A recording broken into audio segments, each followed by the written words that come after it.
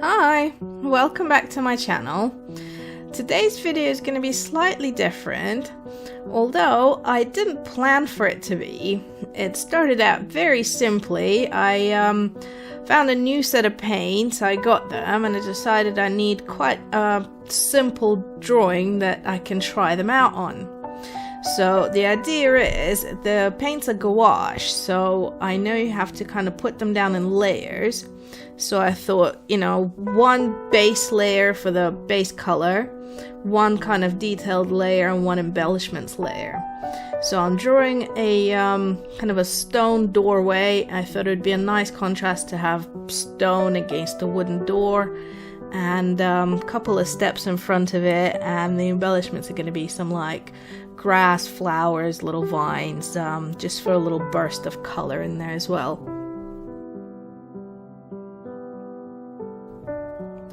The paints I came across completely by accident. I was looking for something else entirely on Amazon, and I found these. They're made in Ukraine, and I thought, well, let's support the Ukraine and get some new gouache paints to try out. Considering how many colors there are and the really generous kind of size pots, also the fact that they seal and they keep the colors moist, I thought these are brilliant. They're really quite cheaply priced. I think they were like 17 quid. Anyway, I'm really excited to try these out, and they're really vibrant colors.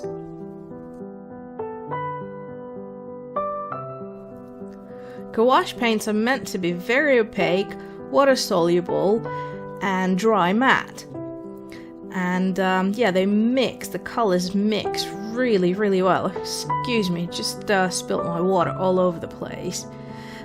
Anyway, as I started painting, and I come across this issue quite often when I paint, I reach a point where I either can't reach a side of a paint quite easily, and I have to basically turn the whole sheet in order to kind of have comfortable access to a particular portion of the paint, or I risk reaching over and not getting the right angle on my brush, or possibly dipping my hand into the paint somewhere. So I just decided to switch hands and do the right side with my left, where it was the flat side of the brush was more easily accessible to get a nice edge for me that way. And it gave me an idea to just try and paint with both hands, as I'm generally ambidextrous, as in I can write my name and brush my teeth and do whatever with both hands, but I've just never ever for some reason applied it to my art. So this little painting is a bit of an experiment for me.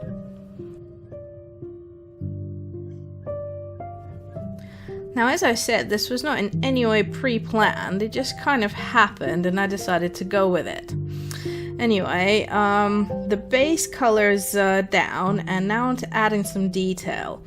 I should mention the base color dried quite quickly, and it's quite important for gouache for the base layer to dry, because not only is the paint water soluble, it can be reconstituted with water. So when you're painting layers on top, it's really important to use as little water as possible. So just use the paints quite thickly as they are, which makes them more opaque, and they can go over the layers underneath and actually quite solidly cover over them. Whereas if you add any amount of water, you risk mixing the colors into the layer underneath.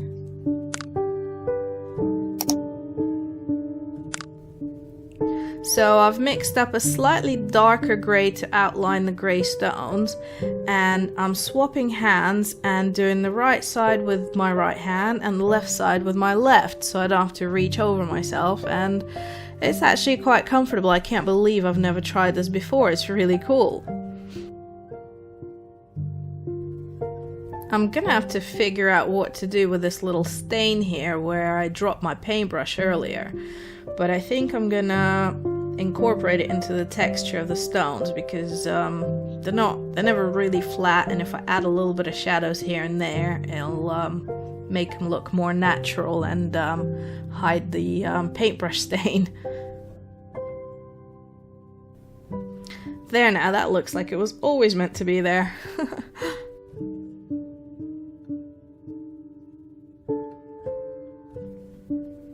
Now just adding a thin little line to give the paving stone just a touch of depth. And I made the wool a much lighter and slightly warmer grey. So just again to kind of contrast it, it's not all plain grey. I'm adding a little bit of brown in there to do the detail and the stones of the wool. And again, I'm gonna do the right with my right hand and the left with my left.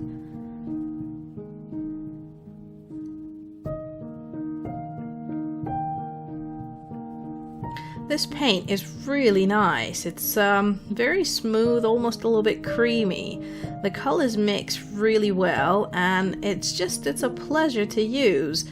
There's absolutely no smell of any kind to it, and unlike my jelly gouache, which once opened was basically left to dry out, these come in they have screw top lids, which I imagine will keep the paints in really good condition for a long time to come. So I'm quite happy I got these. These are lovely.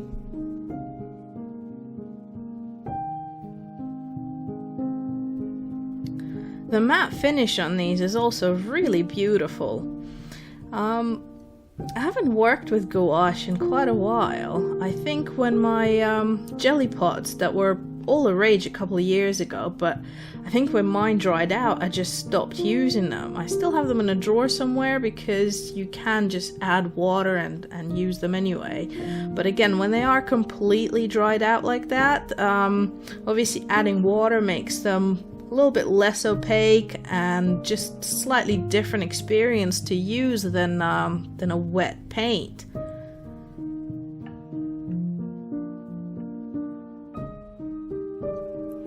Anyway, I'm progressing quite nicely with my little ambidextrous painting experiment. Probably better than I expected, if I'm honest. I'm wondering now if I should challenge myself to do this on a bigger scale with something more complicated, or just use it as a kind of tool as and when needed. I don't know, I guess I'll figure it out, and if I do decide to do something more complicated, I suppose I'll let you guys know and share how it goes.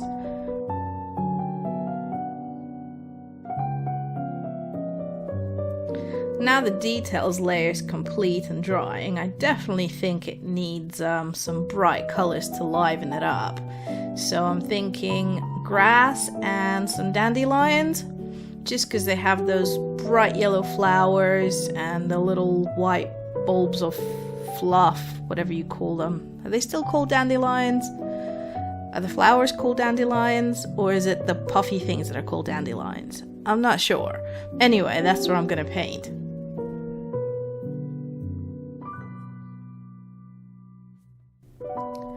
Having 3 shades of the same color is a quick and easy way to make anything more vibrant and dimensional. So I'm using 3 shades of green for the grass and 3 shades of grey for the stone, and I generally use that little rule when I use any medium, markers, pencils, whatever you kind of can think of. It works for everything.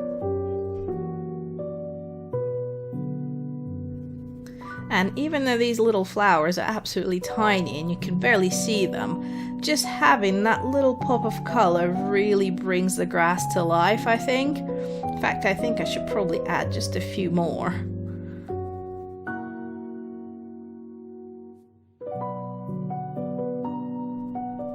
I think that makes all the difference, especially to a simple picture like this.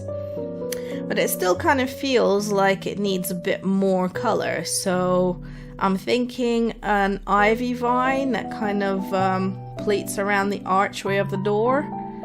And I'm starting with a dark green, and again probably going to use at least 2 greens on it and see how it comes out.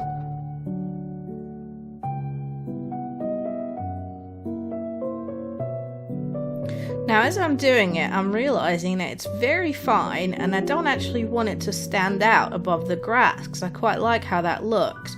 So I'm going to stick with the same dark green, but I am going to go around and add more vines and fill it out with little ivy leaves just to flesh it out some more.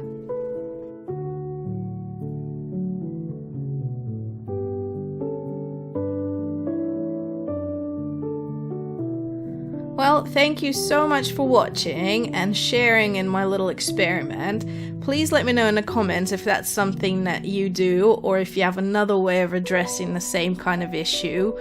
And yeah, if you've enjoyed this video, please leave a like and subscribe to my channel for more random art. Thanks again, see you soon!